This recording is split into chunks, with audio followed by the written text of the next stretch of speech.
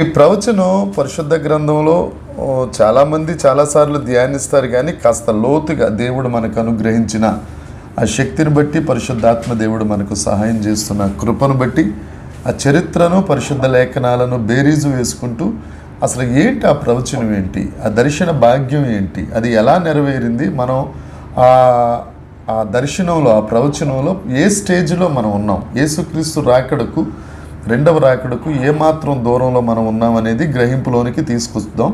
దేవుడు మనతో సూటిగా మాట్లాడునుగాక. వాక్య భాగంగా ఈ దినానికై దేవుడు మనకు అనుగ్రహించిన వాక్య భాగము దానియేలు గ్రంథము 12వ అధ్యాయము 4వ వచనం చూద్దాం.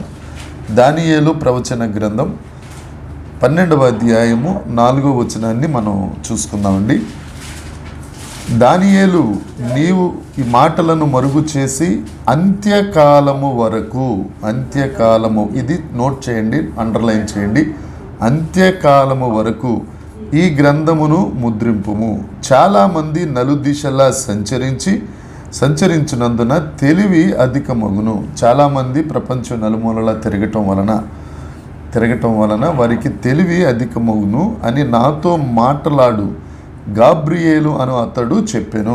దేవునికి స్తోత్రం కలుగునుగాక. దేవుడు ఈ వాక్య భాగము ద్వారా, పరిశుద్ధాత్మ దేవుడు మనతో సూటిగా సంభాషించునుగాక.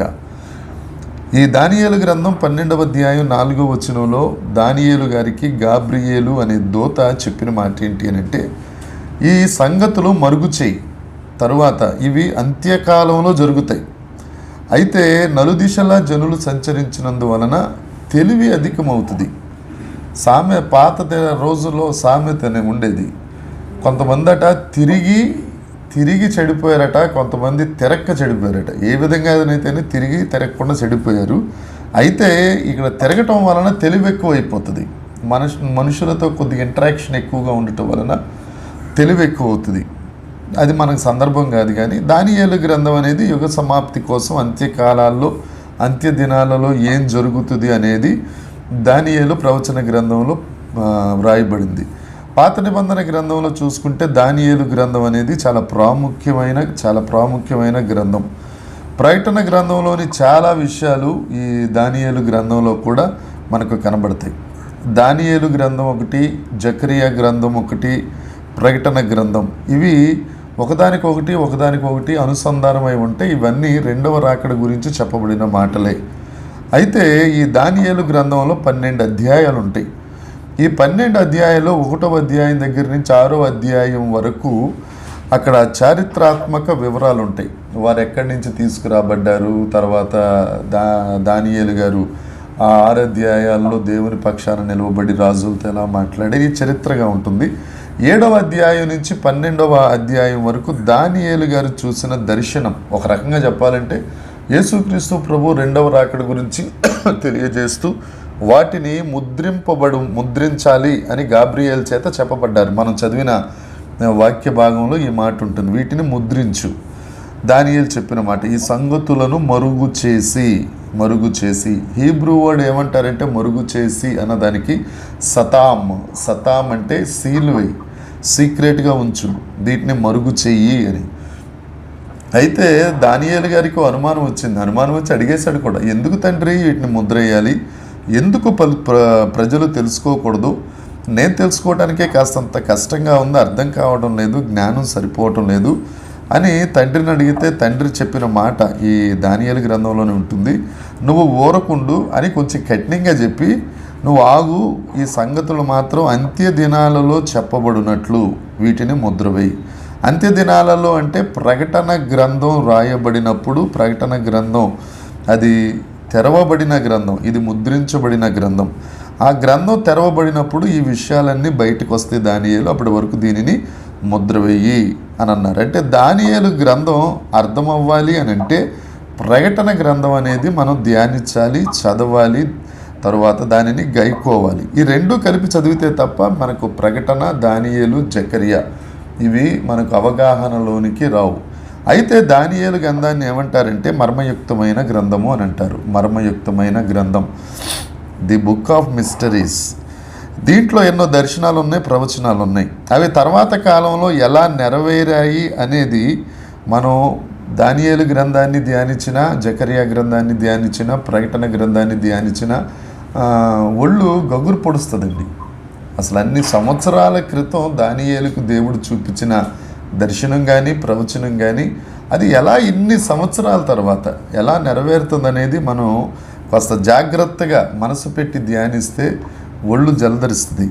ఏమండి, ఒక్కొక్క రాజు ఏ ఏ టైంలో వచ్చారు, ఆ రాజు ఏ మనస్తత్వం కలిగి ఉంటారు, ఆ రాజు ద్వారా దేవుని రాకడకు మనం ఎలా సమీపిస్తున్నాం అనేది దానియేలు గ్రంథంలోనే దేవుడు దానియేలుకు తెలియజేశాడు.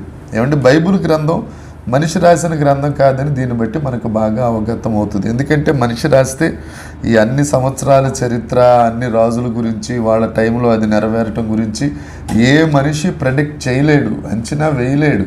కాబట్టి ఇది ప్రెడిక్టెడ్ గ్రంథం కాదు, ప్రాఫెసీల గ్రంథము, పరిశుద్ధ గ్రంథము. ఇది గ్రంథరాజ్యం, దేవుని ఆత్మ ద్వారా వ్రాయబడింది కనుక ప్రతి వచనం, ప్రతి ప్రవచనం కొన్ని వేల సంవత్సరాలు అయిపోయినా అది జరగటం అనేది మనం చూస్తాం.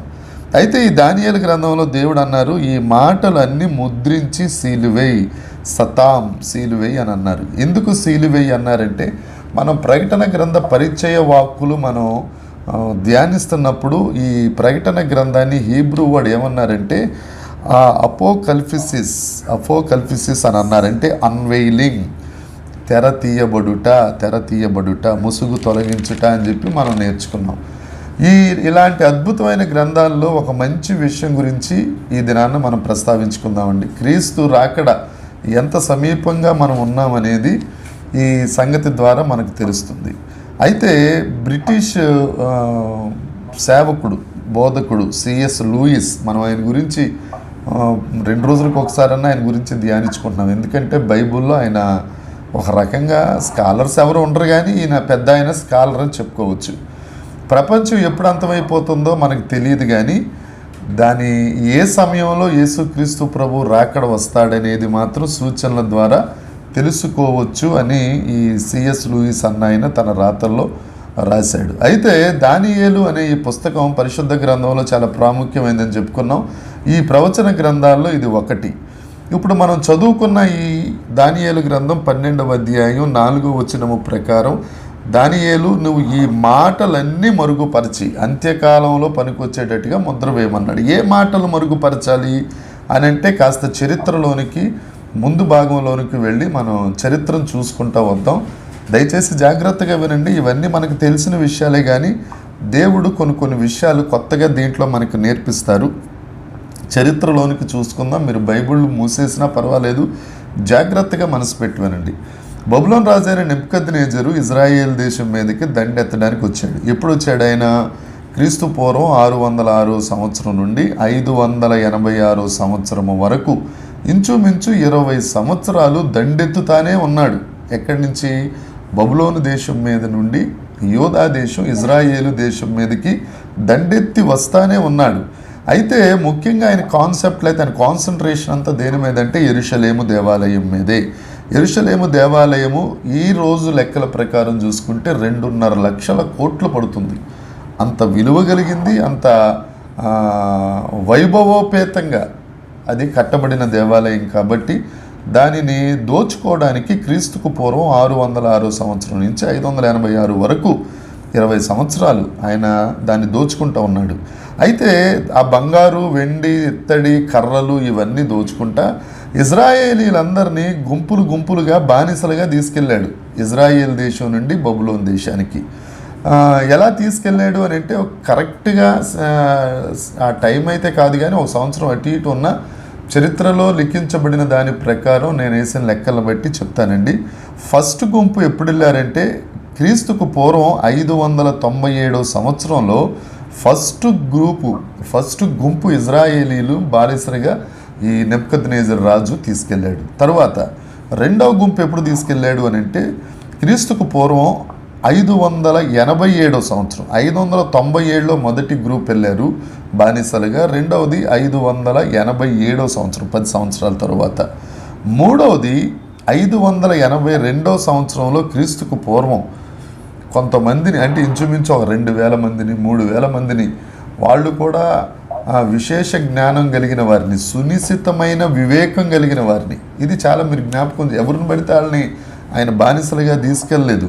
ఏమండి, ఈ చెరగొనిన వారిలోనట జ్ఞానం కలిగిన వారు సునిశ్చితమైన వివేకమే ఎక్కువ.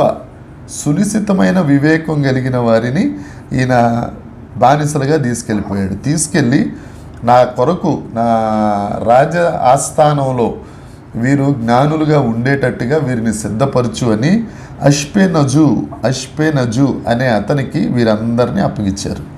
అప్పగించిన తర్వాత దానియేలు, షడ్రకు, మెషకు, అబేద్నెగో ఇవి బబులోను రాజు పెట్టిన పేర్లండి. దానియేలు పేరు అలాగున్న, మెషకు, హనన్య, అజర్యా ఈ హిబ్రూ నేమ్స్ వీళ్ళకి.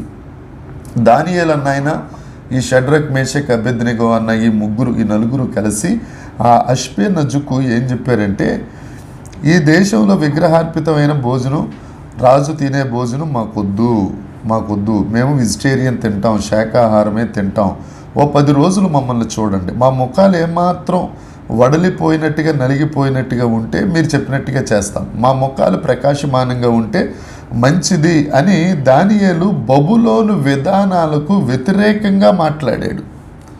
ఒక బానిసగా వచ్చిన ఈ నలుగురు బబులోను విధానాలకు, అసలు బబులోను దగ్గర మాట్లాడే ప్రసక్తి ఉండదు. ఎందుకంటే సూపర్ పవర్ సామ్రాజ్యం అది. వారికి ఎదురుగుండా నిలబడి దేవుడిచ్చిన ధైర్యాన్ని బట్టి మేము శాకాహారమే తింటాము, మేము మాంసాహారం, రాజు భోజనం మాకొద్దు అని వ్యతిరేకంగా మాట్లాడారు. ఎందుకు వద్దన్నాడంటే, సాధారణంగా బబులోను దేశంలోని వారు ఏం చేస్తారంటే, వాళ్ళు ఏం తిన్నా మిరపకాయ బజ్జీలు తిన్నా అంటే, అక్కడ మిరపకాయల బజ్జీలు కూడా తింటారా పాస్టర్ గారు అని అడగండి, మీకు అర్థమవ్వాలని చెప్తున్నాను. ఏది తిన్నా వారి దేవత దగ్గరికి తీసుకెళ్ళి ఆ దేవత పాదాల దగ్గర పెట్టి దానికి పూజ చేసి కొన్ని పనులు అది తింటుంది, ఆ దేవత అనేది ఆ ఆహారాన్ని సేవిస్తుందని నమ్మి అది వారికి సాటిస్ఫై అయిన తర్వాత అది తీసుకొచ్చి వీరు తింటారు, లేకపోతే ఇతరులకు పెడతారు. కాబట్టి అందులో ముఖ్యంగా మాంసాహారం అనేది. ఇప్పుడు ఇస్లాం మతం కూడా, ముస్లిమ్స్ కూడా ఏం చేస్తారంటే హలాల్ చేసిందే వాళ్ళు షాప్స్ దగ్గర కూడా అంటారు, ఇక్కడ హలాల్ చేయబడిన మాంసము అమ్మబడును. ఇక అరబ్ ఫ్లైట్స్కి ఎక్కితే కనుక వాళ్ళు మనకి ఇచ్చే ఆ మెనూలో ఉంటుంది, ఇక్కడ మీరు తినే సమస్తము హలాల్ చేయబడింది అని. అంత పర్టికులర్ వాళ్ళు. కాకపోతే మనమే ఆహారం తీసుకునేటప్పుడు కనీసం దేవుడికి ప్రార్థన చేయము, దేవుడికి స్తోత్రం చెల్లించము, ఇతరులకు ఆహారం లేని వారికి ఆహారం పెట్టండి ప్రభు అని కూడా ప్రార్థన చేయకుండా మనం అన్నం తినేస్తుంటాం. ఈ విషయం మీరు ప్రార్థన చేయకే ఆహారము మింగువారైనట్టు అని కీర్తనలో 2 సార్లు ఉంటుంది. కాబట్టి మనం కూడా ప్రార్థన చేసుకుని స్తోత్రం చెప్పి అన్నం తిందామండి. ఇది విగ్రహార్పితమైంది కాబట్టి దానియేలు గారు తిరస్కరించారు. ఆ తర్వాత 10 రోజుల తర్వాత ఆ అష్పెనజు అన్న అతను వస్తే అందరి మొఖాల కంటే ఏళ్ళ మొఖాలే ప్రకాశంగా ఉన్నాయి కాబట్టి మేలే జరిగింది. అయితే ఇలా దినాలు గడుస్తూ ఉన్నాయి. ఒకరోజు నెబుకద్నెజరు రాజు గారికి మంచిగా నిద్రపట్టిందంట. నిద్రపట్టిన తర్వాత ఒక కల వచ్చింది. ఆ కల వచ్చిన తర్వాత ఆయన ఉలిక్కిపడి లేచాడు. కానీ లేచేసరికి మొత్తం నిద్రపోయింది. ఆ కళ కూడా ఆయన మర్చిపోయాడు. కానీ కళ వచ్చిందన్న సంగతి ఉంది, కానీ కళభావం మొత్తం మర్చిపోయాడు. ఆ కళను బట్టి ఆయన ఏమనుకున్నాడంటే, ఇది చాలా ప్రత్యేకమైన అర్థవంతమైన కళలాగా ఉంది, దీనిలో నిగూఢమైన సత్యం ఏదో దాగుంది అని లేచి ఉదయాన్నే అక్కడున్న కొంతమంది ఒక 4 రకాల గ్రూపుల్ని ఆయన మెయింటైన్ చేస్తుండేవాడు నెబుకద్నెజరు ఆ ఆస్థానంలో. వారందరిని పిలిపించాడు. ఎవరా 4 గ్రూపులు అంటే, మొదటిది శకునగాండ్రు.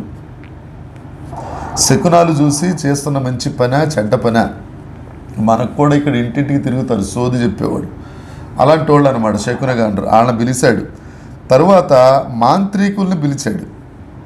మాంత్రికులు మంత్రం వేసి ఈ పని చేస్తే సక్సెస్ అవుదా తాయితులు కట్టించుకుంటారు కదా, మీ అందరికీ బాగా తెలుసు. ఆ మాంత్రికుల్ని పిలిచాడు. తర్వాత జ్యోతిష్కుల్ని పిలిచాడు. జ్యోతిష్కులు అంటే చేయి చూసి మన ఎస్ థియేటర్ దగ్గర ఉంటారు చిలకల లాంటిని పెట్టుకుని, ఆ జ్యోతిష్కుల్ని పెట్టారు. మొదట ఎవరిని పిలిపించాడు? శకునగాండ్రు, మాంత్రికులు, తర్వాత జ్యోతిష్కులు. వీళ్ళతో పాటు కల్దీయుల్ని పిలిపించాడు. ఈ కల్దీయులు ఏమంటారంటే, మేము చాలా ప్రత్యేకమైన వారం, మేము ఏదైనా చెప్పేస్తాం, భవిష్యత్తు గురించి ఏదైనా చెప్పేస్తామని కాస్తంత గర్వము అహంకారం కలిగిన వారు. వీళ్ళందరినీ పిలిచారు. వీళ్ళందరూ వచ్చారు. వచ్చిన తర్వాత రాజుగారు, బాబు అందరూ బాగున్నారంటే బాగున్నామన్నారు, భోజనం చేశారంటే చేసామన్నారు, అయితే అయిపోతే మీరు భోజనాలు చేసేసారు, శుభ్రంగా ఉన్నారు కాబట్టి మీకు ఒక పరీక్ష. ఏంటి అని అంటే, గత రాత్రి నేను ఒక కలగన్నాను అని అంటే, చాలా మంచిది రాజా, మాకు కూడా కళలు వస్తున్నాయి అని అన్నారు. మంచిదే, మీ కళలు వచ్చిన నా కళ లాంటిది కాదు నా కళ. నాకు కళ అయితే గుర్తుంది కానీ కళ భావం మొత్తం నేను మర్చిపోయాను, ఏం కళ వచ్చిందో కూడా మర్చిపోయాను. ఇప్పుడు మీరు నాకు కళ చెప్పాలి, కళ భావం కూడా చెప్పాలి. కళ చెప్పాలి, కళ భావం కూడా చెప్పాలి. మొత్తం తిన్నదంతా అరిగిపోయి ఉంటుంది వాళ్ళకి. ఏమండి, వాళ్ళు అన్నారట, కళ చెప్తే అర్థం చెప్తాం కానీ కళ తెలియకుండా అర్థం ఎలా చెప్తాం రాజుగారు అని. కళ చెప్పు అర్థం విను అనే స్లోగన్ పెట్టారు వీళ్ళు. ఆయన అసలే రాజుగారు, చక్రవర్తి గారు. ఆ రాజుగారికి ఎక్కడ లేని కోపం వచ్చి మీరందరూ కాలహరణం చేస్తున్నారు. కాలహరణం అంటే కాలాన్ని చంపేస్తున్నారు, కాలాన్ని వేస్ట్ చేస్తున్నారు. మీరు టైం వేస్ట్ చేస్తున్నారు కాబట్టి మీరు తప్పించుకోకుండా వీళ్ళందరినీ చంపేయండిరా అని ఆర్యోకు అనే ఒక అతనికి అప్పచెప్పాడు. ఈ ఆర్యోకు ఏం చేస్తున్నాడు, మొత్తం బబులోన్ దేశం అంతా తిరిగి మేము జ్ఞానులం అని కాళ్ళు రేగరేసుకుని తిరిగిన ప్రతి ఒక్కడి కంఠం కోసేస్తున్నాడు. అప్పుడు దాకా జ్ఞానం కలిగిన వాళ్ళం అనేసరికి వారు రాజు సముఖంలో ఉంటారని ప్రజలందరూ గౌరవించేవారు. ఒకసారి ఆలోచించుకోండి ఆ సీన్ ఎలా ఉంటుందో. నేను జ్ఞానం కలిగినోడు అంటే ఆర్యోకి వచ్చి కంటకు కోసేస్తున్నాడు. వీళ్ళు వెళ్ళిపోయి మంచాల కింద అక్కడ బాత్రూంలోని దాక్కునే పరిస్థితి ఈ జ్ఞానులది. ఏమండి, ఇలా జరుగుతున్నప్పుడు ఆ నోట ఈ మాట దానియేలు గారికి చేరింది. దానియేలుకు చేరితే దానియేలు ఏం చేశాడంటే, ఈ షడ్రక్, మెషక్, అబేద్నెగోలు వీళ్ళందరినీ కలుపుకుని ఈ సంగతి గురించి దావీదు కొంత సమయం ఆర్యోకు దగ్గర అడిగాడు. ఆర్యోకు గారు, రాజుగారికి వచ్చిన కళ మర్చిపోయారు, బాగుంది. మేరమ్మ గారు కాస్త మ్యూట్లో పెట్టరా అండి. కళ వచ్చింది, బాగుంది, ఆయన మర్చిపోయారు అన్నారు కదా. మా దేవుడు మహత్యము కలిగిన దేవుడు, మర్మములు తెలియజేసే దేవుడు. మేము ఆ దేవుడి దగ్గరికి వెళ్ళి ప్రార్థన చేస్తాం, మాకు కొంత సమయం ఇవ్వండి అని ఈ నలుగురు కలిసి దేవుని దగ్గర ప్రార్థన చేయటం మొదలుపెట్టారు. అయితే రాజుగారికి కళ వచ్చిందంటే ఎంత సునిశ్చితమైన వివేకమో దానియేలు ఒకసారి ఆలోచించండి. రాజుకు కళ వచ్చి కళ మర్చిపోయాడంటే దీంట్లో ఏదో సందేశం ఉంది. ప్రపంచానికి దేవుడు ఏదో తెలియపరచాలని దేవుడు ఉద్దేశం కలిగి ఉన్నాడని ఈ దర్శనం కొరకు దేవుని దగ్గర ఈ నలుగురు ప్రార్థన చేయటం మొదలుపెట్టారు. ఈ దర్శనాన్ని తెలియపరచమని ప్రార్థన చేయుచుండగా దేవుడు దానియేలుకు మరలా దర్శనం అంతా చూపించాడు. దర్శనం ఇచ్చింది దేవుడే, దెయ్యం కాదు. ఏమండి, కళ వచ్చినా దేవుడికి తెలుస్తుంది, ఆలోచన వచ్చినా దేవుడికి తెలుస్తుంది. మన దేవుడు అంత గొప్ప దేవుడు, మహత్యం కలిగిన ఆ రాజు ఆయన. అయితే సమస్తాన్ని ఆ దర్శనం అంతా దానియేలు గారు చూసేశారు. చూసిన తర్వాత ఆర్యోకు దగ్గరికి వెళ్ళి, బాబు ఆర్యోకు నాకు దర్శనం మొత్తం తెలిసిపోయింది, ఇప్పుడు పద రాజు దగ్గరికి అంటే దానియేలును ఆర్యోకు దావీదు దగ్గరికి తీసుకొచ్చాడు. రాజు అన్నాడు, నీకు కళ తెలుసా అంటే కళభావం నెబుకద్నెజరు దగ్గరికి దానియేలును ఆర్యోకు తీసుకొచ్చాడు. తీసుకొచ్చిన తర్వాత రాజు అడిగాడు, కళ తెలుసా అంటే కళ కాదు, కళ భావం కూడా చెప్తానని దావీదు అన్నాడు. అని ఒక మాట చెప్పాడు, ఇది నా శక్తి కాదు రాజా, మర్మములను తెలియపరచు దేవుడు, మహత్యము గల దేవుడు, దానిని తెలియపరచగా నేను తెలుసుకుని నీ దగ్గరికి వచ్చాను అని ఆ కళ గురించి, దాని భావం గురించి ఆయన తెలియచేయటం మొదలుపెట్టాడు. ఒక బానిస రాజు సముఖంలో నిలబడ్డాడు. ఎవరు నిలబెట్టారండి? జీవము కలిగిన దేవుడు, ఏకైక దేవుడు, సమస్త బ్రహ్మాండమును సృష్టించిన వాడు, జ్ఞానము కలిగిన దేవుడు బానిసను తీసుకొచ్చి రాజు సముఖంలో నిలబెట్టాడు. ఇప్పుడు దానియేలు రాజుగారి కళభావం ఏ విధంగా తెలియజేశాడో చూద్దాం. అంతకుముందు దానియేలు ఏం మాట్లాడాడనేది దానియేలు గ్రంథం 2వ అధ్యాయం, దానియేలు 2వ అధ్యాయం 28వ వచనం ఒకసారి చూద్దామండి. దానియేలు 2వ అధ్యాయం 28వ వచనం. అయితే అబ్బా, ఎలా మాట్లాడుతున్నాడు చూడండి. మర్మములను బయలుపరచగల దేవుడొకడు ఉన్నాడు. ఎప్పుడండి? అంత్య దినముల యందు. అయితే ఈ దానియేలు గురించి, దానియేలు ఈ కళభావం చెప్పడం గురించి చాలామంది ఏమనుకుంటారంటే ఇది మొదటి రాకడ గురించి చెప్పారు. ఎందుకంటే ఆయనకు ఒక దర్శనం వస్తుంది, మనం ముందుకు వెళ్తాం కదా, చేతి సాయం లేకుండా ఒక రాయి వచ్చి పాదాల మీద పడటం అనేది ఈ దర్శనంలో ఒక భాగం. అది ప్రభు యేసు క్రీస్తు జన్మ గురించి చెప్పబడింది.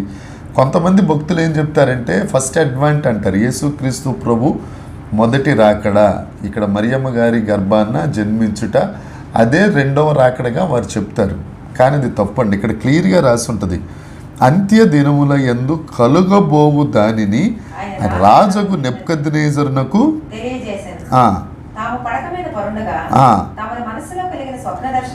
ఎవరి మనసులో అని రాశాడండి?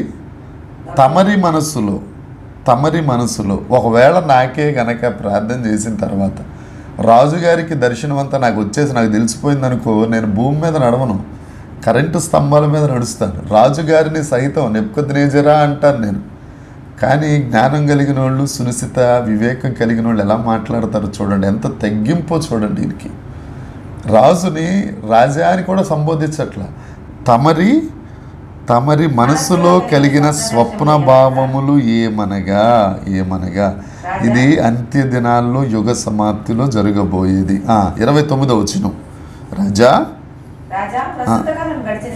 పిమ్మట ఏమి జరుగునో అనుకొని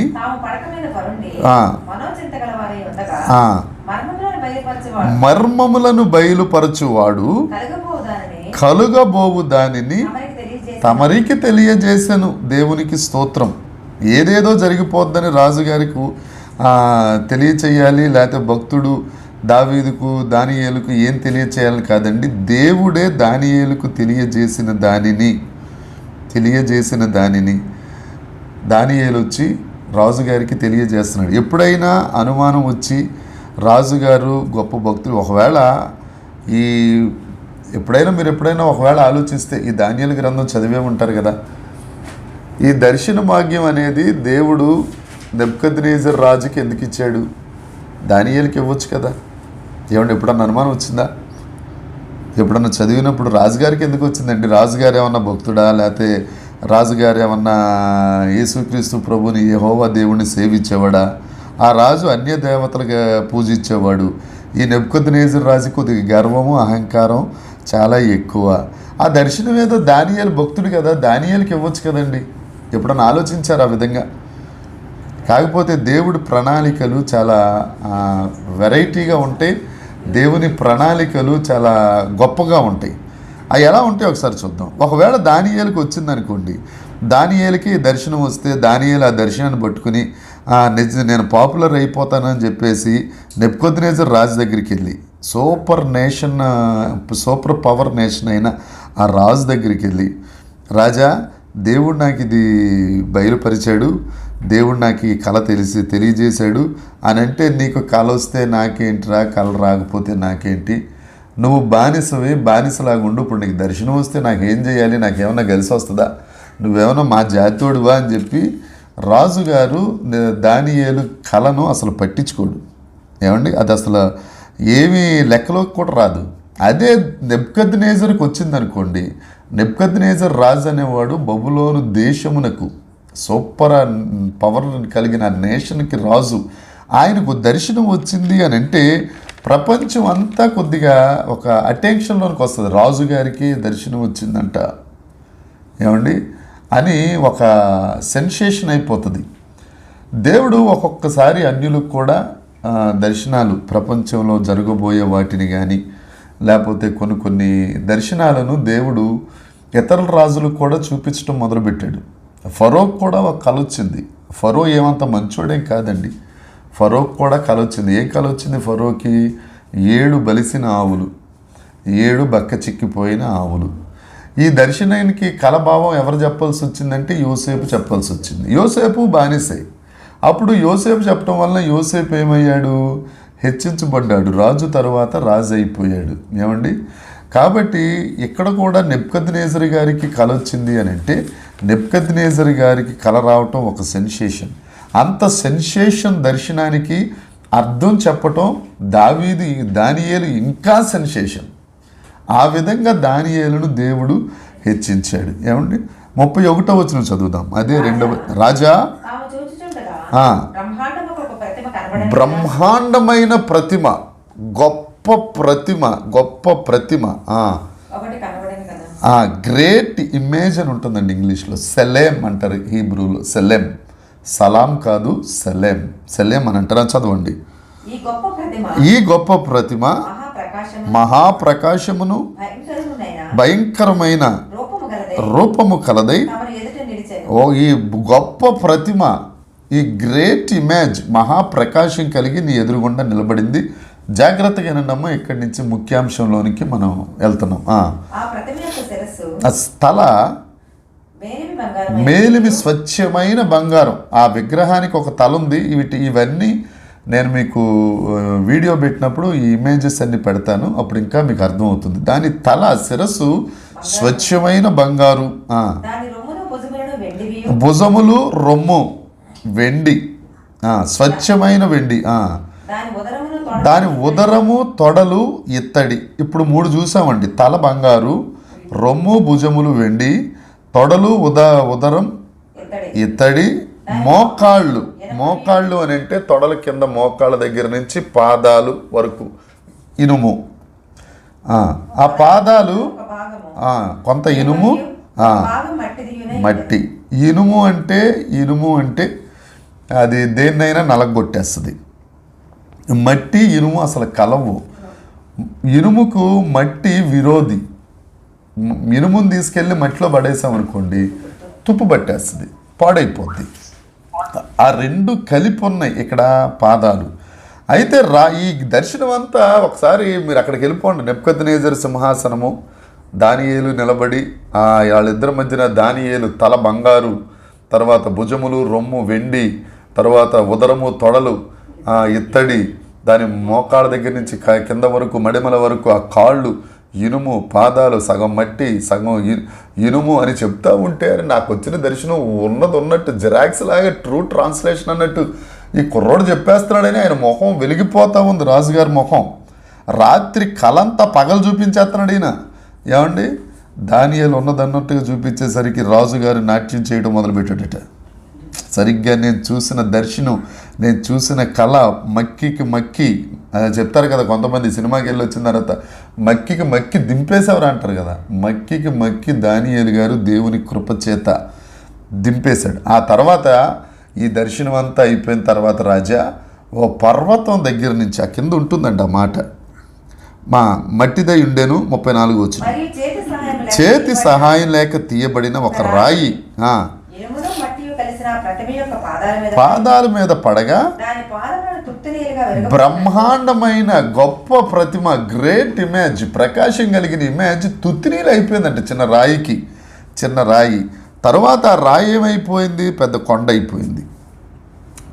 అయిపోయింది. రాజు దానియేలుని పిలిచి, దానియేలు పర్వతం అయిపోయింది. రాజుగారి ఆనందానికి ఎక్కడ అవధులు లేవు. దర్శనం అంతా చెప్పేశాడు. ఎంత చెప్పినా కానీ రాజుగారికి ఆ దర్శనం భాగ్యం ఉంది, లేకపోతే అర్థం కావట్లా.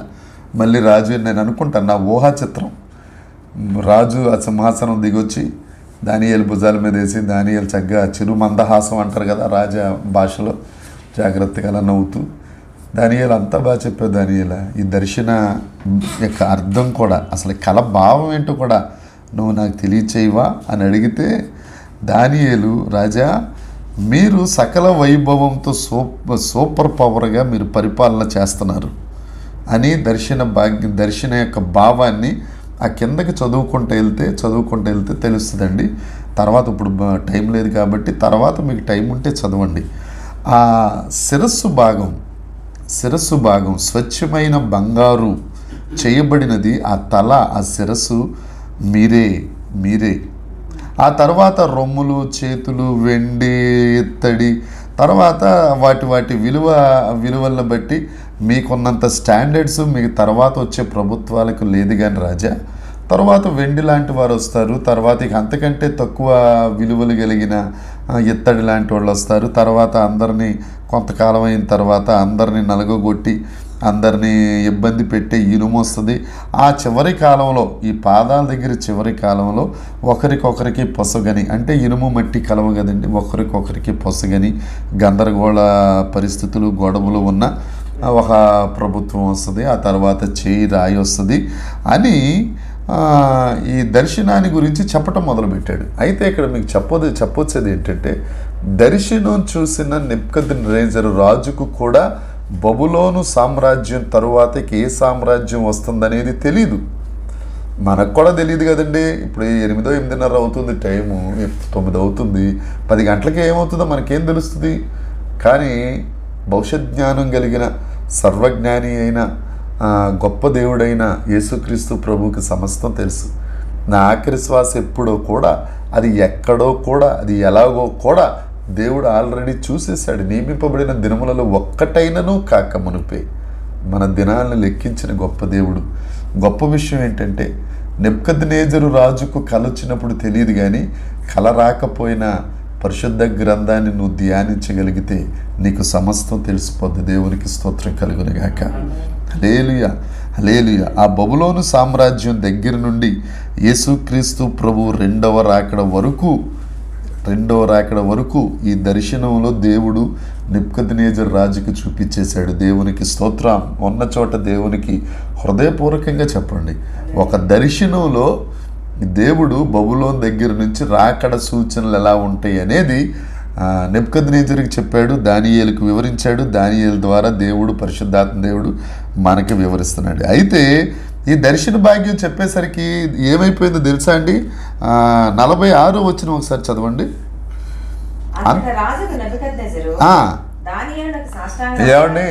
ఏమండి బానిస రాజుకి నమస్కారం పెడతాడా? రాజు బానిసకి నమస్కారం పెడతాడండి? అక్కడ ఫరోకి యోసేపుకి కూడా అలాగే జరిగింది, ఇక్కడ అలాగే జరిగింది. యోసేపు ఎప్పుడూ ప్రార్థన చేస్తూ ఉండేవాడు, యెహోవా దేవుడు ఎప్పుడు అతనికి తోడుగా ఉండేవాడు.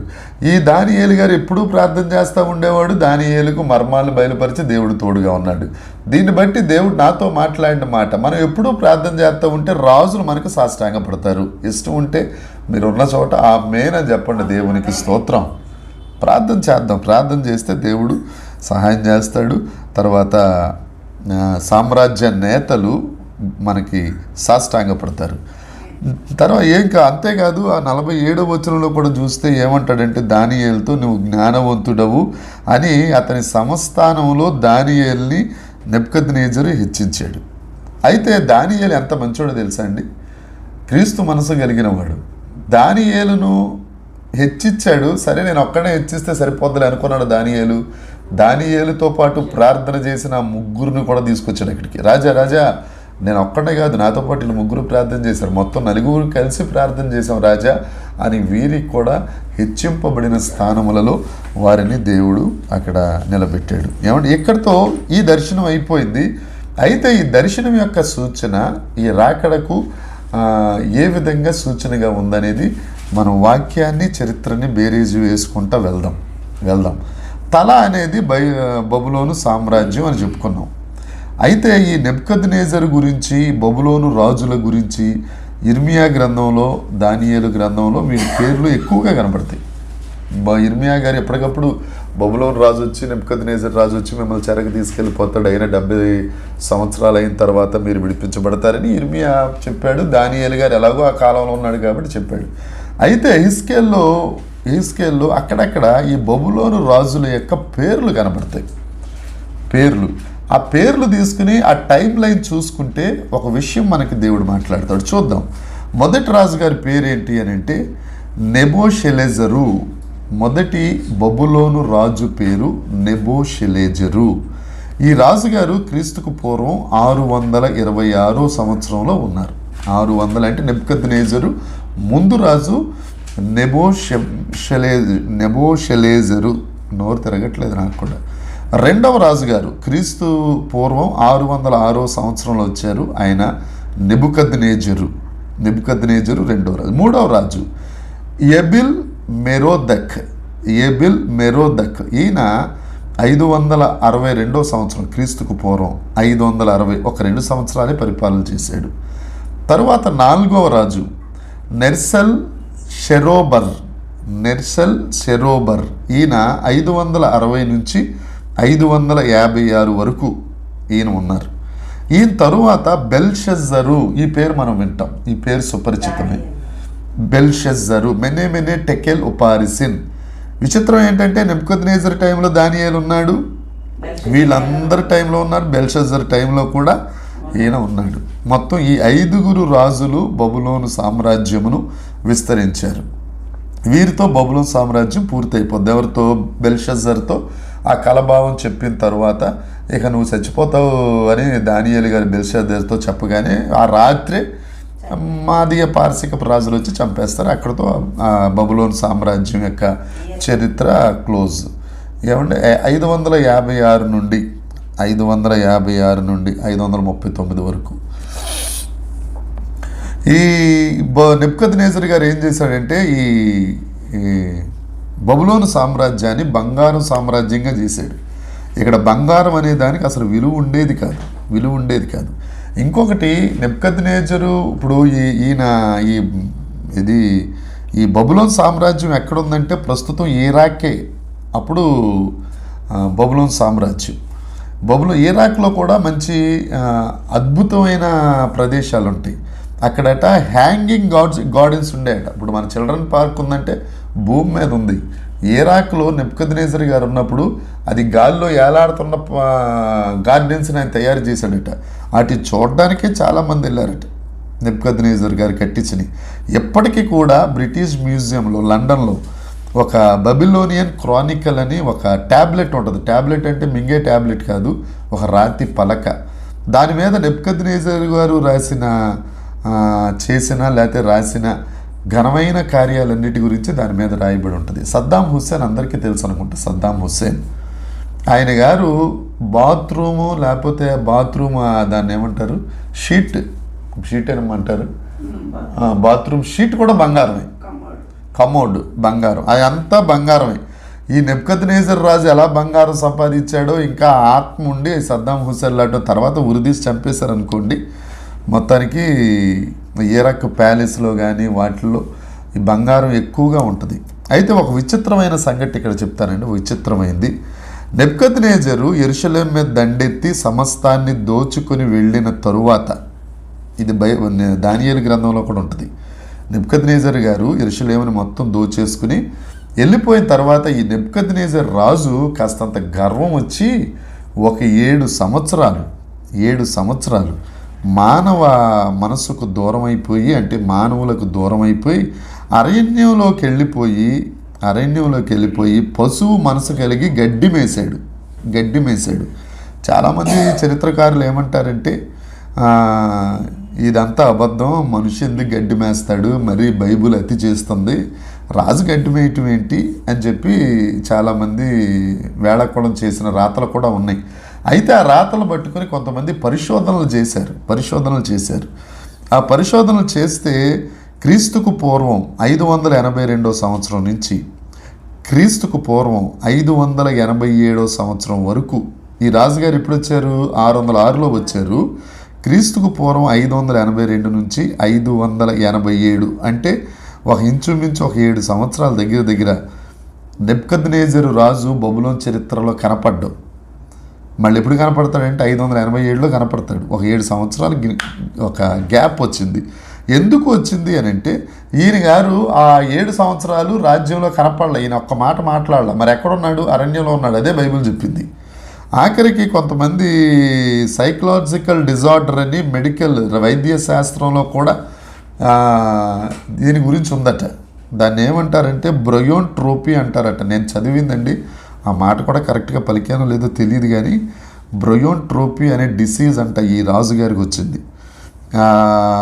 నెట్లో చూస్తే ఒక యువతి వెళ్ళి ఆవులాగా గడ్డు మేస్తూ ఉంది. కొంతమందికి ఆవు మనసు ఎద్దు మనసు ఉంటుందట. వాళ్ళ గడ్డి చూసినప్పుడల్లా ఆవు గడ్డి తినాలి, లేకపోతే ఆవులాగా బిహేవ్ చేయాలి, ఆవులాగా అరవాలి, ఆవులాగా పరిగెత్తాలి, ఆవులాగా చేతులు కాళ్ళు కింద పెట్టి నడవాలి అని ఒక సైకలాజికల్ డిజార్డర్ ఉంటుందట. ఇంచుమించు ఒక 102 ఫోటోలు దాంట్లో వాళ్ళు పెట్టారు. అందులో ఒక ఫోటో మాత్రం నేను మీకు యూట్యూబ్ వీడియోలో నేను అప్లోడ్ చేస్తానండి. ఇది జరిగింది కాబట్టి ఈ నెబుకద్నెజర్ రాజు కూడా ఈ బ్రయోన్ట్రోపీ అనేది సైకలాజికల్ డిజార్డర్ వచ్చి ఆయన గారు అడవిలోకి వెళ్ళిపోయి 7 సంవత్సరాలు గడ్డి మేసే ఎద్దు రూపం అయిపోయాడు. గర్వించడం వల్ల, అహంకారం వల్ల దేవుడు అది కలుగజేశాడు అని చెప్పి పరిశుద్ధ గ్రంథం తెలియజేస్తుంది. అయితే ఈ తల అనేది నెబుకద్నెజరు బబులోను దేశమునకు స్వచ్ఛమైన బంగారుకు సాదృశ్యము. రెండవది ఏంటండి? రెండవది ఏంటి? భుజములు రొమ్ము భాగం వెండితో దర్శనం చూశాడు. అయితే కోరేషు రాజు, ఈయన మాదియ పారసీకపు రాజు, పర్షియా రాజు.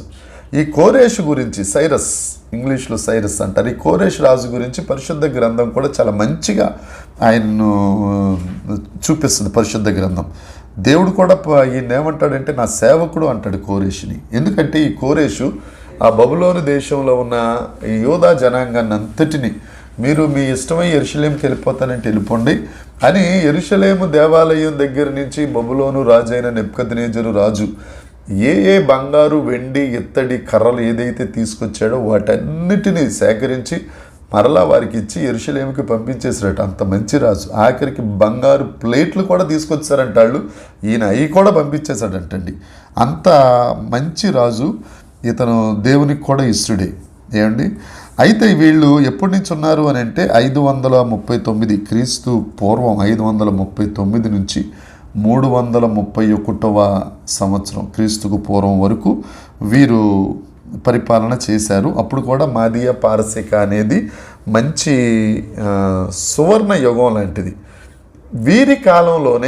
వీరి కాలంలోనే ఎస్తేరు గ్రంథం కూడా వస్తుంది. ఎస్తేరు సంఘటనలన్నీ వస్తాయి. వారికి 127 సంస్థానాలు. ఈ మాదియ పారసీకపు రాజులకి దర్యావేషు రాజు మీరు వినే ఉంటారు, అహర్షరోషు రాజు మీరు వినే ఉంటారు, హసస్త ఈ రాజు పేరు కూడా మీరు ఉంటారు. వీళ్ళందరూ పారసీకపు రాజులే. వీళ్ళందరూ ఎస్తేరు గ్రంథంలోనే ఉంటారు.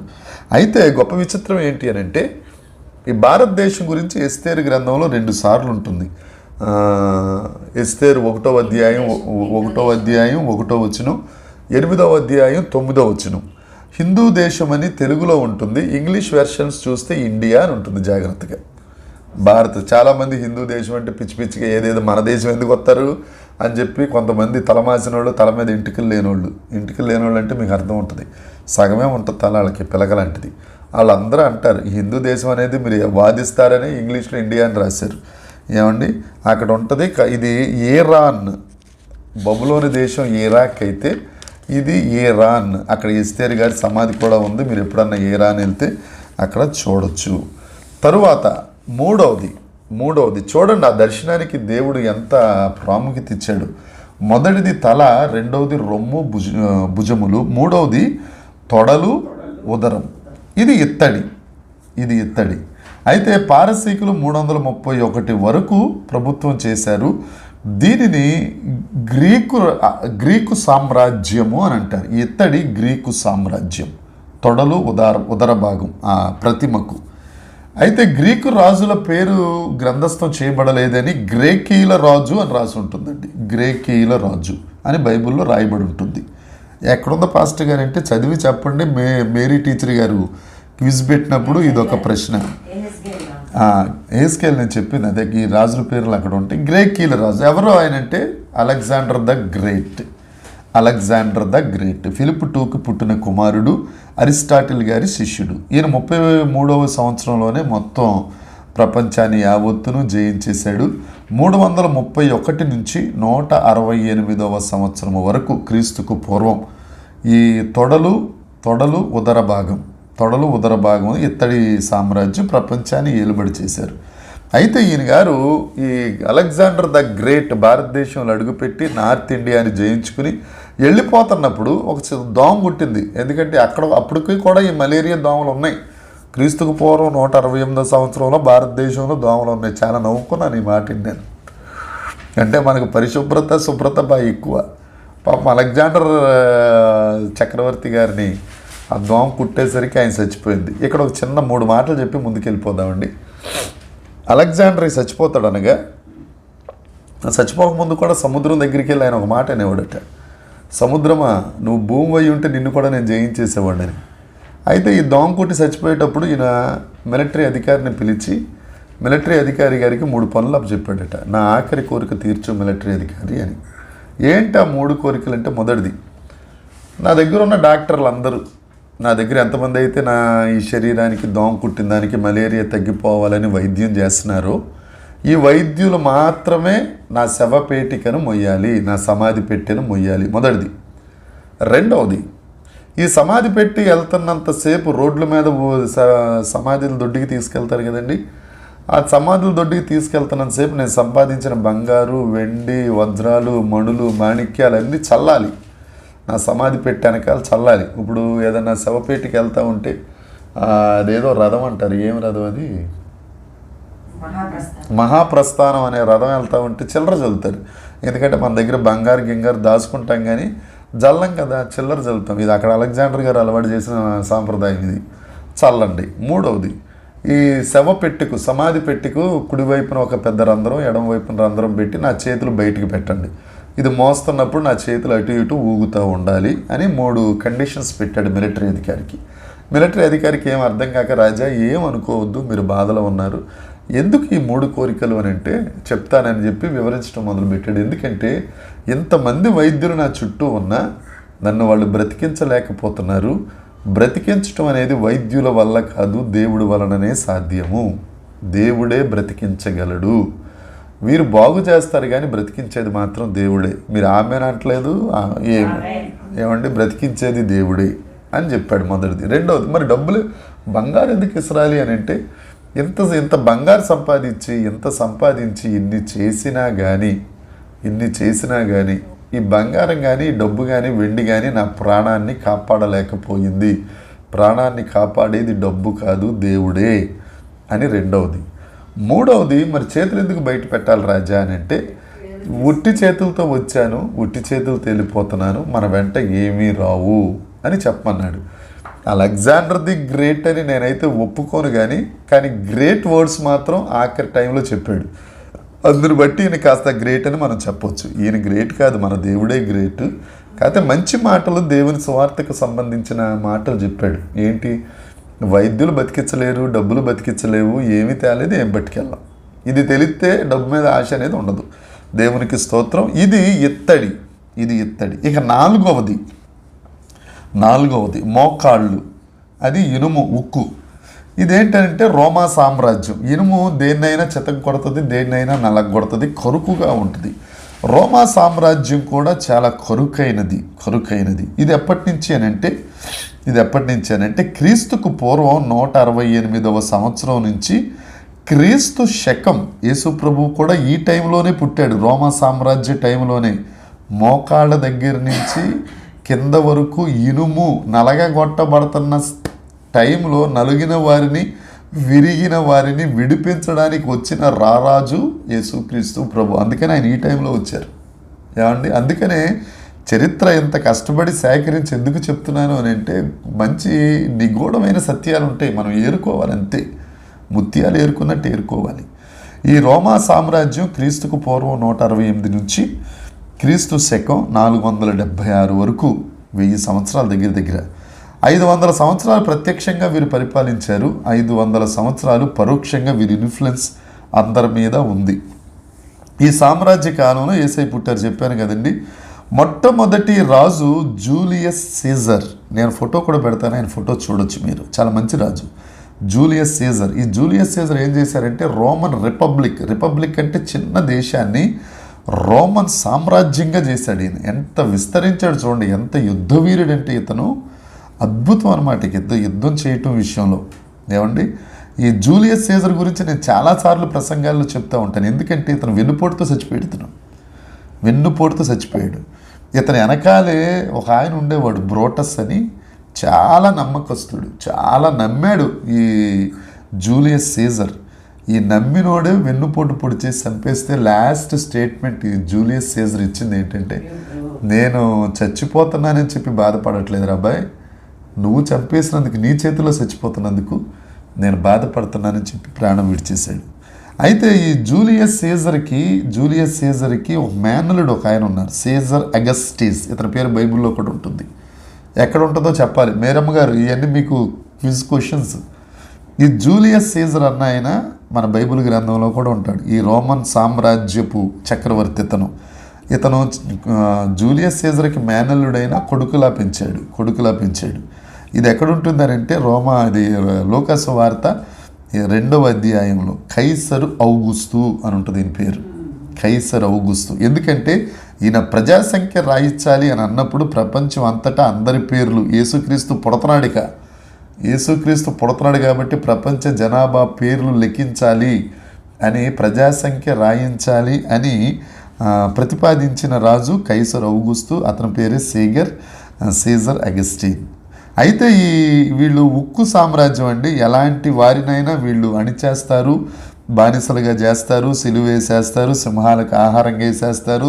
ఒక రకమైన చర్మాన్ని తీసుకొచ్చి వాళ్ళ మీద ఒంటి మీద కడితే వేడి ఎక్కువవుతున్న కొద్దీ ఆ చర్మం బీసుకుపోయి ఆ బిగుసుకుపోతున్న చర్మంలో కొట్టుకుని చచ్చిపోతూ ఉంటే వీళ్ళు చూసి ఆనందిస్తూ ఉంటారు. ఎందుకంటే వీరు యాంపీ థియేటర్స్ కట్టించారు. దేనికి యాంపీ థియేటర్స్ అంటే వీళ్ళు చచ్చిపోతున్నప్పుడు చూసి ఆనందించడానికి యాంపీ థియేటర్స్. నేను ఒకసారి ఆ ఇమేజ్ కూడా పెట్టాను. ఆ యాంపీ థియేటర్స్ అని కట్టించారు. మ్యూజియాలు కూడా ఈ రోమన్ సామ్రాజ్యం వారే కట్టించారు. ఏమంటే ఒకవేళ ఇప్పుడు మనం కూడా ఇటలీ దగ్గర రోమ్ వెళ్తే ఈ యాంపీ థియేటర్స్, మ్యూజియంలు కూడా మనం చూడవచ్చు. అయితే నేను చెప్పొచ్చేది ఏంటంటే, ఎంత భయంకరమైన ఇనప పాదం వేసుకుని జనులను త్రొక్కివేస్తున్న టైంలో పరిశుద్ధులుగా చేయటానికి, పాపుల్ని రక్షించటానికి రాజు గొర్రెపిల్లగా వచ్చిన సమయం ఇది. ఒక రాజుగారు గొర్రెపిల్లగా వచ్చాడు ఇక్కడికి. గొర్రెపిల్లగా వచ్చి ఈ రోమా గవర్నర్ శిలువ మరణం విధిస్తే చనిపోయి తిరిగి లేచిన సమయం కూడా ఇదే. ఈ ఇనుము సామ్రాజ్యం వచ్చినప్పుడే, రోమా సామ్రాజ్యం వచ్చినప్పుడే ఆయన పాపం తీసివేసి నిత్య రాజ్యాన్ని ఇచ్చిన సమయం కూడా ఈ రోమా సామ్రాజ్యమే. ఇక ఆఖరి టైంలోకి మనం వచ్చామండి. పాదాలు దేంతో చేయబడ్డాయట? మట్టి, ఉక్కు, అదే ఇనుము. సగం ఇనుము, సగం మట్టి. ఈ రెండు కలవు. ఏమండి, నెబుకద్నెజర్ వచ్చినప్పుడు మొదటి ప్రాంతం ఏంటి? శిరస్సు. రెండో ప్రాంతం ఏంటి? భుజములు, రొమ్ము. మూడో ప్రాంతం ఏంటి? ఉదరము, తొడలు. నాలుగో ప్రాంతం మోకాళ్ళ, కాళ్ళు. ఐదో ప్రాంతం పాదాలు. ఇవన్నీ ఉంటాయని నెబుకద్నెజర్ రాజుకి తెలియదు. ఒకవేళ ఉన్నా ఇలాగ అవుతాయి, మన క్రీస్తు రాకడికల్లా నా దగ్గర నుంచే ప్రారంభమైందన్న సంగతి ఆయనకి తెలియదు. విచిత్రం ఏంటంటే మనకి తెలిసింది దేవునికి స్తోత్రం. ఏమండి, ఇప్పుడు ఈ ఐదో ప్రాంతం కూడా ఒకరినొకరు పొసగదు, యుద్ధాలు, తర్వాత రకరకాల బీభత్సాలు, ఇవన్నీ. రోమా తర్వాత చాలా దేశాలు సూపర్ పవర్గా ఉండడానికి చాలా ప్రయత్నం చేశాయి. అందులో ఒకటి ఇస్లాం మతం సూపర్ పవర్ అవ్వాలని చాలా ప్రయత్నం చేసి వారి మతంలో జాయిన్ అవ్వకపోతే చాలామందిని చంపేశారు. వారి మతంలో జాయిన్ అవ్వకపోతే జిజియా పన్ను, ఇప్పుడు సోషల్ స్టడీస్లో ఉందో లేదో నాకు తెలియదు కానీ పాత రోజుల్లో ఉండేది జిజియా పన్ను అని అంటే, నువ్వు మా మతంలో చేరు, మా మతంలో చేరకపోతే ఈ పన్ను కట్టు, దానికి జిజియా పన్ను అని పేరు. చాలా రక్తపాతం సృష్టించారు కానీ వీళ్ళైతే సూపర్ పవర్గా అవ్వలేదు, సామ్రాజ్యంగా అవ్వలేదు. తర్వాత ఇస్లాం మతం. తర్వాత బిటామాన్ అనే ఒక దేశం ఉండేది, అది కనుమరుగైపోయింది. టర్కీలో ఉండేదండి, అది లేదు, దాని పేరు కూడా మారిపోయింది. టర్కీ తర్వాత ప్రపంచ సామ్రాజ్యంగా అవ్వాలని ప్రయత్నం చేసింది, అవ్వలేదు. ఇక రవి అస్తమించని సామ్రాజ్యం మనందరికీ తెలుసు, బ్రిటిషు సామ్రాజ్యం. ఆ బ్రిటిషు సామ్రాజ్యం కూడా ప్రపంచాన్ని అంతటినీ ఏలాలని ప్రయత్నం చేశారు, వారి వల్ల అవ్వలేదు. సోవియట్ యూనియన్ ఒక 15 దేశాలు కలిపి USSR, ఇది నాకు కూడా తెలుసు. 10వ తరగతి వరకు, నేను 10వ తరగతి చదువుకున్నాను అప్పటికి గోర్బచేవ్ గారు, ఆయన నెత్తి మీద చిన్న మ్యాప్ లాగా ఉండేది. ఆయన గారు, అవునమ్మా చూసే ఉంటారు, గోర్బచేవ్ ఆయన రష్యా అధ్యక్షుడు, రష్యా మిఖాయిల్ గోర్బచేవ్. ఆయన గారు వచ్చేంత వరకు ఇది కూడా సామ్రాజ్యం అవ్వాలి అని ప్రయత్నం చేశారు కానీ తర్వాత గోర్బచేవ్ గారు దాన్ని అంతా కొట్టేసేసి యూనియన్ తీసేది ఇప్పుడు సోవియట్ రష్యా అయిపోయింది. ఆ తర్వాత ఏమొచ్చిందంటే for the people, of the people, by the people. దీన్ని ఏమంటారు? డెమోక్రసీ, ప్రజాస్వామ్యము. ఇప్పుడు ఉన్నది మనం ప్రజాస్వామ్యమే కదా. ఇది దీని మీదకి రాయి వచ్చి పడుతుంది అని అంటే మనం ఇప్పుడు ఎక్కడున్నాం? యేసుక్రీస్తు ప్రభు రాకడకు సమీపముగా ఉన్నాము. 5వ ప్రాంతము, పాదాలు, పొసగని టైము అని అంటే ప్రజాస్వామ్యం. ఒకరికొకరికి పడదు, ఎవరిష్టం వాళ్ళది, రకరకాలుగా అయిపోయారు. ఏమండి, అప్పుడు ఒకవేళ ఈ రాయి వచ్చి తల మీద పడింది అనుకోండి, రాయి వచ్చి తల మీద పడితే బబులోను సామ్రాజ్యం నెబుకద్నెజరు గారి టైంలోనే యేసుప్రభు వచ్చేసేవాడు. కాబట్టి ఆ రాయి వచ్చి తల మీద పడలేదు. రెండవది వెండికి సాదృశ్యమైన రొమ్ము భుజాల మీద తగలలేదు. తగిలితే మాదియా పార్సిక టైంలోనే యేసుప్రభు వచ్చేసేవాడు. మూడవది ఇత్తడికి సాదృశ్యమైన తొడలు ఉదారం. గ్రీకుల పాలన గ్రేకేయులు అలెగ్జాండర్ టైంలో రాయి పడలేదు, పడితే యేసుప్రభు వచ్చేసేవాడు. ఇక నాలుగవది మోకాళ్ళు ఇనుము. మొదటిగా ఆయన యేసుక్రీస్తు ప్రభు ఫస్ట్ అడ్వాంట్. యేసుప్రభు మొదటిగా వచ్చారు, ఆయన రాయిగా వచ్చి పడలా, అది తుత్తి నీళ్ళు అవ్వలేదు కదా. ఆ సామ్రాజ్యం అలా ఉంది, ప్రజాస్వామ్యం కూడా ఉంది, కాబట్టి అది ఫస్ట్ అడ్వాంట్ అని కొంతమంది ఇంటర్ప్రెట్ చేశారు, కానీ అది తప్పు బోధ. ఏమండి, కాబట్టి రోమా సామ్రాజ్య టైంలో రాయి పడలేదు, యేసుబాబు రాలేదు. ఇక ఆఖరిది ఇనుము మట్టి పాదాలున్న ఈ ప్రజాస్వామ్యమైన పాదాల్లో దేవుడు ఈ మాటలు మీ అందరికీ అర్థమగునట్లు చేయునుగాక. పాదాల టైంలో అంటే మన టైంలోనే ఆ రాయి వచ్చి పడబోతుంది అని అంటే ఇప్పుడు మనం ఎక్కడున్నాం? యేసు ప్రభువు రాకడకు సమీపముగా ఉన్నాము. ఏమండి, ఈ రాయి దాని అంతటా అదే వస్తుందట. ఇప్పుడు 45 వచ్చిన మనం చదువుకున్నాం 2:45లో. దాని అంతటా అదే చేతి రాయి ఎవరి సాయం లేకుండా వచ్చి పాదాల మీద అది పడుతుంది. ఏమండి, పాదాల మీద పడుతుంది అంటే పొసగని టైంలో, ఐక్యత లేని టైంలో, ఒకరికొకరు అనిశ్చితి, ఒకరికొకరు స్థిరత్వం లేని టైంలో వచ్చి ఆ రాయి ఏమాత్రం సమాధానం లేని టైంలో వచ్చి ఆ రాయి పడి తుత్తినీయలు చేసేసి సమాధాన రాజ్యాన్ని ఆయన స్థిరపరుస్తారు. దేవునికి స్తోత్రము. ఈ రాయి రాజ్యమే యేసుక్రీస్తు రాజ్యము. ఈ లయపరిచేది, తుత్తినీయలు చేసేది యేసుక్రీస్తు ప్రభు రాజ్యం. అయితే ఈ అంత్య దినాల్లో ఈ చివరి సమయంలో మనం ఉన్నాం. ఆ రాయి యొక్క ఔన్నత్యం ఏంటో ఒక్కసారి ఒక్క వచనం మీకు చదివించేసి ముందుకెళ్ళిపోతానండి. యెషయా గ్రంథం 28వ అధ్యాయం. యెషయా గ్రంథం 28వ అధ్యాయం 16వ వచనాన్ని ఒకసారి చూద్దాం. ఏంటి ఆ రాయి? ప్రభువగు యెహోవా ఇలా సెలవిస్తున్నారు, ఇది పునాది రాయి, అది పరిశోధింపబడిన రాయి, అమూల్యమైన మూలకు తలరాయి. ఏమండి, మూలరాయి. దేవునికి స్తోత్రము, దేవునికి స్తోత్రం. ఏ సహాయం లేకుండా వచ్చిన రాయి, ఇది పరిశోధించబడిన రాయి. పరిశోధించారు కదండి రోమన్ సామ్రాజ్యంలో సిలువేసేసి. అమూల్యమైన రాయి, ఏ పాపము లేని పరిశుద్ధమైన అమూల్యమైన రాయి యేసుప్రభువే కదండి. ఏమండి, మూలకు తలరాయి. అందరికి ఎవరి కారు మూలను పెట్టేశారు ఆయన, అది మూలకు తలరాయి అయిపోయింది. దేవునికి స్తోత్రం. చేతి సహాయము లేని రాయి అంటే అర్థం ఏంటో తెలుసా అండి? ఎవడో వచ్చి ఇసిరితే వెళ్ళే రాయి కాదు ఇది. ఆయన సర్వాధికారి అయిన దేవుడు. దేవునికి స్తోత్రం.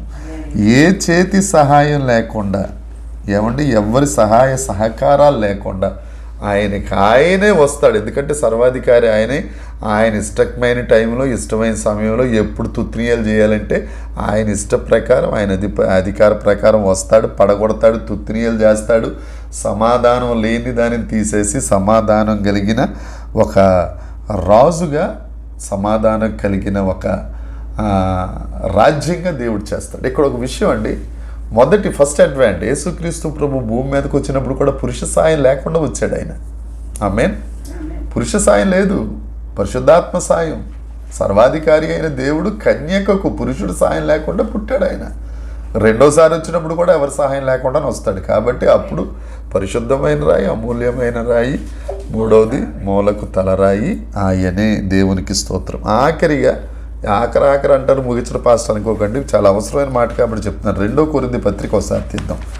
2 కొరింథీ పత్రిక 15వ అధ్యాయం 24వ వచనం ఒకసారి చదువుతాం. 2 కొరింథీ 15:24. ఇది ఆఖరి వచనం అండి, ఇంకా మళ్ళీ చెప్పమన్నా సరే చెప్పను.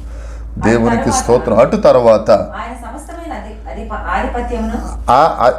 ఎప్పుడు తర్వాత ఆ తుత్తినీయలు చేసేసి ఆ రాయొచ్చి పడిపోయిన తరువాత